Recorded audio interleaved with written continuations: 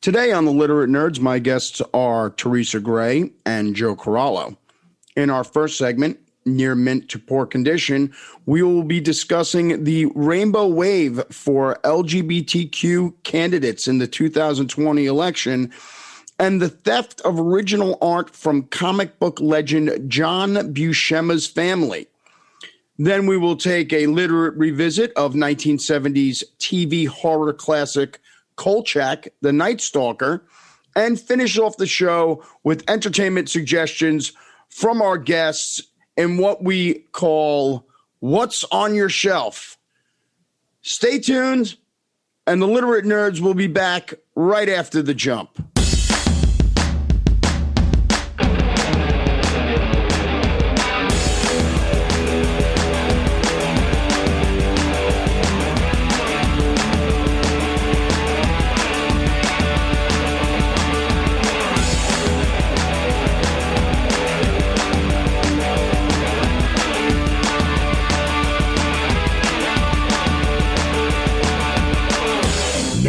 Hello, once again, everybody out there in podcast land. This is Pat Kennedy. We are the Literate Nerds. My guests this evening are Theresa Grey, who is back from last week, and Joe Corallo, who is back from not being with us for a very long time. Actually, Joe was one of the people who originally recorded the Literate Nerds with me in its original incarnation, and it's been 2 years. Yes. So, what I miss? Well, we had a great episode last week. Theresa was on with my friend James Burns, and we discussed the Cramps, bad music for bad people. And, nice. Yeah, it was a lot of fun to have. It was. So tonight we're going to start off the Near Mint and Poor Condition segment by talking about the rainbow wave of LGBTQ candidates that ran and won in the 2020 election.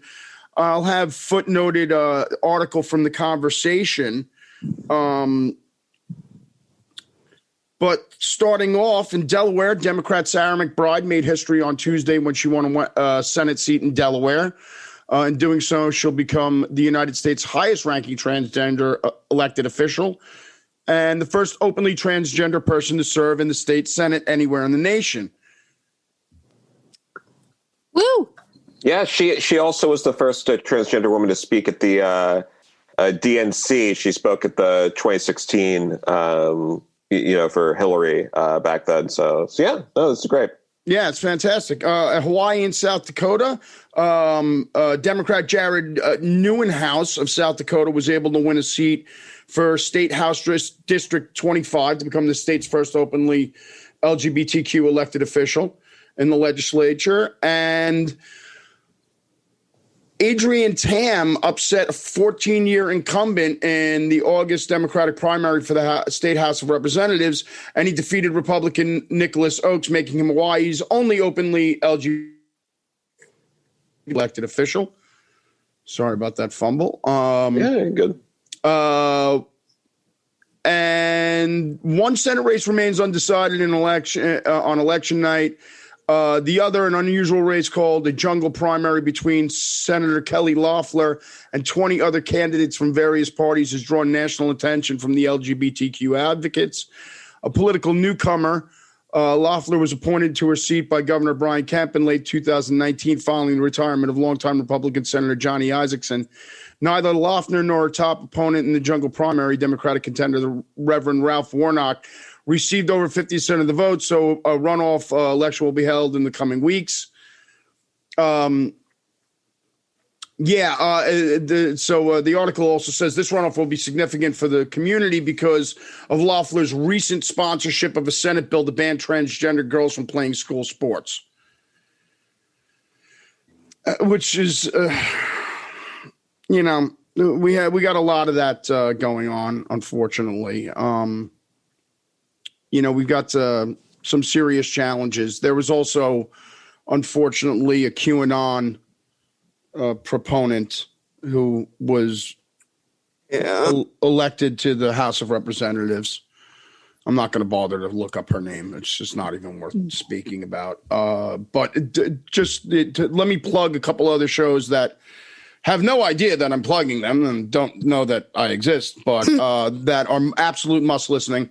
Behind the Bastards, which is hosted by Robert Evans, and Worst Year Ever, which is hosted by Robert Evans, Katie Stoll, and Cody Johnston. And these people are covering the expansion of authoritarianism and white nationalism around the world, but specifically in the United States.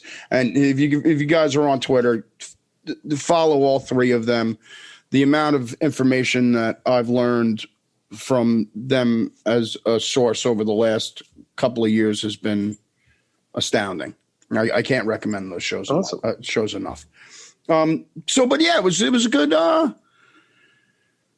election for a lot of people in the queer community, and it's about time that people are getting more representation, I think. For sure. Yeah. Mm-hmm. All right, so we're going to move over to the poor condition segment of the show. And well, we got good news from last week. Last week we talked about Trina Robbins' artwork going missing, and it luckily has turned up. It was returned to her, so that was some great news. A legendary artist. That is great. Yeah. Unfortunately, this week, evidently, a whole bunch of John Buscema artwork was stolen from his family, specifically his daughter, Diane Buscema Geragianis. She released photos of the pieces, and she's asked fans to keep their eyes open for them. I'm going to read a quote that's there's an article on comicbook.com about it, which if you want to go check out, it's got images of the artwork. Unfortunately, comicbook.com is a website that is inundated with pop-up ads. But anyway, I'm reaching out to you all as 45 pieces of Dad's original artwork were stolen from our family this morning. I cannot go into detail as the police and authorities have been notified. I'm asking please to contact me if you hear or see anything for sale. I cannot post photos of everything that has been taken, but I am posting some. So this is really terrible. John Buscema was the person who was principally responsible for Conan the Barbarian's look at Marvel. He was a longtime artist on the Avengers. He was a longtime artist on Silver Surfer. And one of the greats, one of the best of the best. And from what I understand, not someone that you wanted to mess with, Big John. I have a great story actually about Bob Camp and John Buscema, because Bob was an inker at Marvel working on Savage Sword of Conan in the early 80s. And Bob asked around, he said, who is Buscema's favorite inker? And everybody said, well, John's favorite inker is John, but the person that he likes inking his stuff best other than him is his brother Sal. So Bob started trying to ape Sal Buscema's style. And one time he was at Marvel and John was there, and John said, hey kid, come here. Said, so let me ask you something. Trying to copy my brother's style of inking my stuff? And Bob kind of abashedly was like, well, yeah, I got to admit, John, I was. John's like, good boy. You're a smart kid. Yeah, and he also he created some characters too. Probably, would you say most notably is like Mephisto? I'm trying to think of some of the other characters he created, but Mephisto is definitely one. Yeah, Mephisto is definitely, and there's a piece of Mephisto art that was stolen that's absolutely gorgeous. Well, obviously he worked on Avengers Forever, so it looks like he created, may have created Dragon Man. Created Red Wolf, Squadron Supreme, Archon. Obviously, he took over on Conan. Yeah. He worked on Nova. He worked on Ms. Marvel. He worked on Captain Britain. He didn't create Red Sonja. Red Sonja was kind of created by Roy Thomas and Frank Thorne, right? I think so, yeah. Yeah. But his contribution is just incredible. Oh, and I think he also created She-Hulk. There you go. Oh, nice. Cool. Yeah, so hopefully this art will be found. Of course, I will footnote the article. Please, if anybody hears about anything, if any artwork pops up for sale, please make sure to reach out to the proper authorities and It's so sad that we were just talking about a similar situation last week, and it happened again to another artist. Well, this kind of stuff unfortunately happens all the time. I can remember in recent history, I can remember Bill Sienkiewicz having art stolen from him. It happens. There's another. I will find that article and footnote about it where I spoke about the pages from the first couple of issues of X-Men that some guy showed up at a comic book store back in the 80s. He showed up evidently with either Amazing Fantasy 15 and Amazing Spider-Man 1, or maybe Amazing Spider-Man 1. But he turned up with these pages of artwork, and one of the guys in the store didn't have enough money to cover what he wanted. He said, if you come back tomorrow, I'll have the money. And the guy came back tomorrow, and he said, I sold the Spider-Man stuff, but I have the original artwork from the first issue of X-Men, or it's the first couple of issues of X-Men. I don't remember exactly. But, it was notorious at Marvel in the 70s that people were walking out with just tons of original artwork.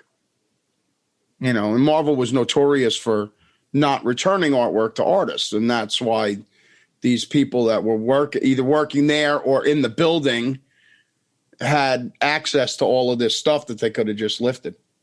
Oh, yeah. That's terrible. It is. It's really kind of gross. So anyway, we're going to move along. We're going to take a quick break, and our next segment will be the Literate Revisit, and we're going to discuss Kolchak the Night Stalker, and the episode is The Youth Killer, co-starring the great Kathy Lee Crosby. All right, we'll be back.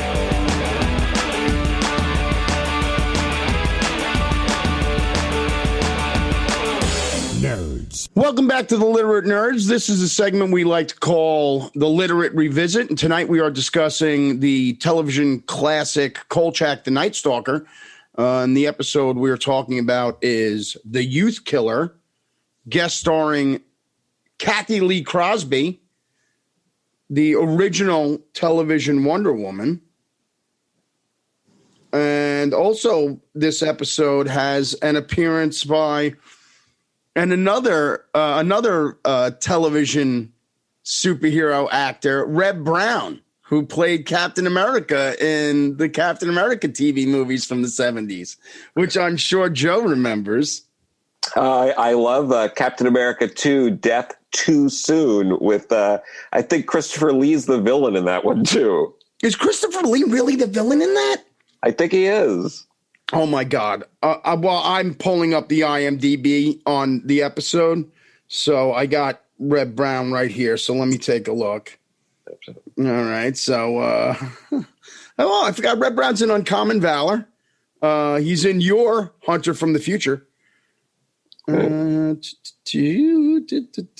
right, let's see. Captain America 2, Death Too Soon. And let us see. Christopher Lee as Miguel. Because of course, you see Christopher Lee, a man that is known for being very English, and cast him. Oh, that's fantastic. But this episode had actually has a lot of